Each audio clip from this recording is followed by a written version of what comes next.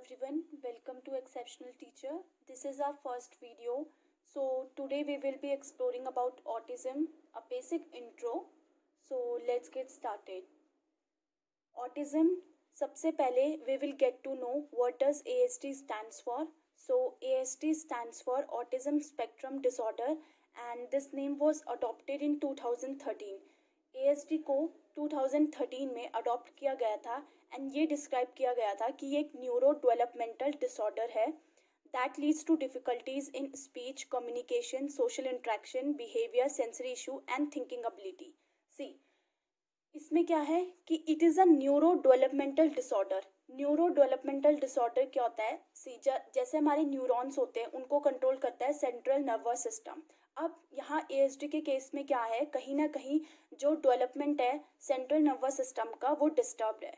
तो it means कि जो नॉर्मल फंक्शनिंग होती है ब्रेन की, जिस तरह ब्रेन लर्न करता है, like brain's ability to learn, किस तरह फोकस करते हैं या फिर हम मेमोरीज को डेवलप करते हैं या जो सोशल स्किल्स होती है हमारे अंदर, वो सब किसके अंदर आता है? सेंट्रल नर्वस सिस्टम वो कंट्रोल करता है. बट एएसडी के केस में क्या होगा? ये सब डिस्टर्ब्ड होगा.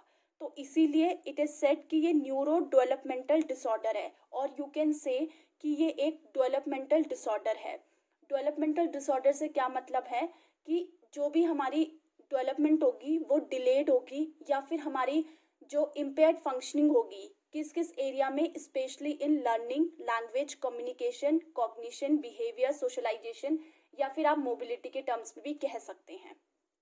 तो ये सब कुछ है.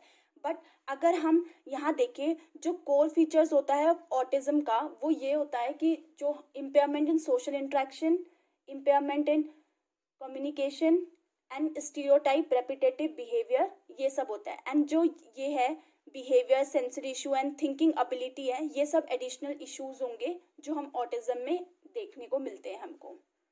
सेकेंड, अगर हम ऑटिज्म की फिजिकल अपीयरेंस की बात करें तो ऑटिज्म की जो फिजिकल अपीयरेंस होती है वो इस तरह नॉर्मल हो भले ही, बट कहीं ना कहीं जो उनका नॉर्मल फंक्शनिंग, डेली रूटीन किस तरह काम करते हैं वो अपनी डेली रूटीन में, वो कहीं ना कहीं अफेक्टेड रहता है. एंड अगर हम सबसे मेजर आइडेंटिफिकेशन करें ऑटिज्म की तो वो किस तरह हम आइडेंटिफाई कर सकते हैं कि वो अपनी टो वॉकिंग होती है बच्चों की. ऑटिज्म वाले बच्चे अपने टो पे वॉक करते हैं एंड कहीं ना कहीं जो पुअर मोटर कोऑर्डिनेशन होने के कारण कहीं ना कहीं उनमें क्लमजीनेस देखने को भी मिलती है. लाइक वो बहुत ऑकवर्ड तरीके से मूव करते हैं, चलते फिरते हैं. तो आप इस तरह से आइडेंटिफाई कर सकते हैं कि ये ऑटिज्म वाले बच्चे हो सकते हैं. तो ये था. अगर हम डायग्नोसिस का करें कि डायग्नोसिस कब हो जाती है ऑटिज्म की, तो अर्ली चाइल्डहुड पे यू कैन आइडेंटिफाई कि आपके बच्चे को ऑटिज्म है and your child is born with autism, ये आप आइडेंटिफाई कर सकते हैं. बट अगर हम एग्जैक्ट कॉजेज की बात करें कि क्या ऐसे जीन्स है जिसमें लाइक कुछ ना कुछ जीन्स म्यूटेशन होने के कारण, जीन्स में चेंजेस होने के कारण क्या ऐसी चीज़ रह जाती है जिससे ऑटिज्म होने के चांसेस बढ़ जाते हैं, तो वो आज तक एग्जैक्ट कॉज पता नहीं लग पाया है. बेसिकली ऑटिज्म क्या है? ऑटिज्म अगर हम बात करें और you can say autism spectrum disorder, इसमें there are broad range of condition that is characterized by the challenges with social skills, repetitive behavior, speech and non-verbal communication. Basically जो triad of impairment होता है that includes impairment in socialization, impairment in communication and stereotype repetitive behavior. ये चीज़ें 3 core features होते हैं. आपको communication में problem होगी, आपको सोशलाइजेशन में प्रॉब्लम होगी एंड कहीं ना कहीं आप में रेपिटेटिव बिहेवियर देखने को मिलेगा. ये 3 जो होते हैं ये मेन कोर फीचर्स होते हैं ऑटिज्म के. वही है कि social skills, repetitive behaviour and non verbal communication. Non verbal communication मतलब फेशियल एक्सप्रेशंस हो गए या जेस्चर्स हो गए, उन चीज़ों को भी बच्चे नहीं समझ पाते, नहीं कॉम्प्रिहेंड कर पाते हैं. एंड अगर हम नेक्स्ट पैराग्राफ पे मूव ऑन करें तो it is a life long non progressive neurological disorder typically appearing before the age of 3. ये क्या है? एक life long non progressive neurological disorder है. ऐसा नहीं है अगर बच्चे पे माइल्ड सिम्टम्स है तो ऐसा नहीं है कि वो सिवियर तक पहुंच जाएगा, नहीं, ये नॉन प्रोग्रेसिव है. बच्चा जब मदर के वूम में थे तभी कुछ ब्रेन में ऐसे डिसफंक्शन होने के कारण ऑटिज्म डेवलप हो गया है, तो जितना भी मतलब जितना लॉस हुआ है उतने चांसेस है कि ऑटिज्म डेवलप हो सकता है, बट ऐसा नहीं है कि आफ्टर बर्थ कोई जो लेवल है वो माइल्ड से सिवियरिटी की ओर चली जाएगी, ऐसा कभी नहीं होता है। इसीलिए आई हैव रिटन डाउन कि it is a life long non progressive neurological disorder, and जो इसकी अपियरेंस है you can identify before the age of 3। And अगर आप like it is said to be a developmental disorder because जो symptoms होते हैं that generally appears in the first 2 years of life.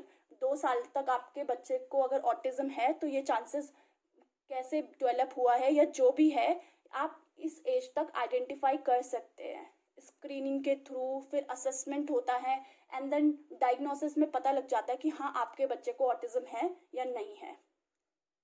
अब ये था एक बेसिक इंट्रो कि ऑटिज्म होता क्या है, जहाँ हम जान पाए हैं कि it is a neurological disorder, neurodevelopmental disorder.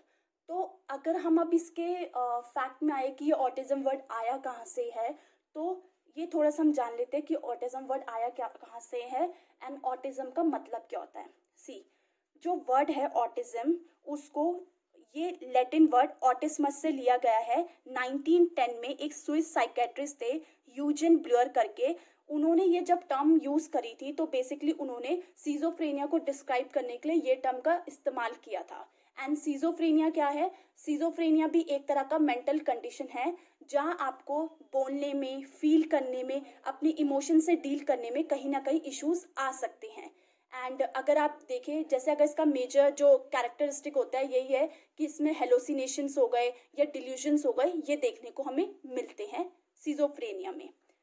But जब उन्होंने जब ये डिस्क्राइब कर दिया था, बाद में क्या हुआ, जो ये लैटिन वर्ड है ये ग्रीक वर्ड से आया ऑटोस, जिसका मतलब होता है सेल्फ।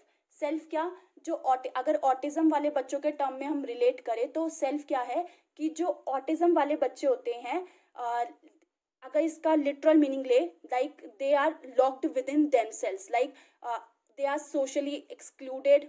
वो सोशलाइज नहीं होते क्योंकि वो लैक करता है उन पर कहीं ना कहीं। ऐसा नहीं है they don't want to communicate and they don't want to be socialise, but problem क्या है, इन कोर फीचर्स होने के कारण ही वो नहीं कर पाते हैं, कम्युनिकेशन भी और सोशलाइजेशन भी नहीं होता है।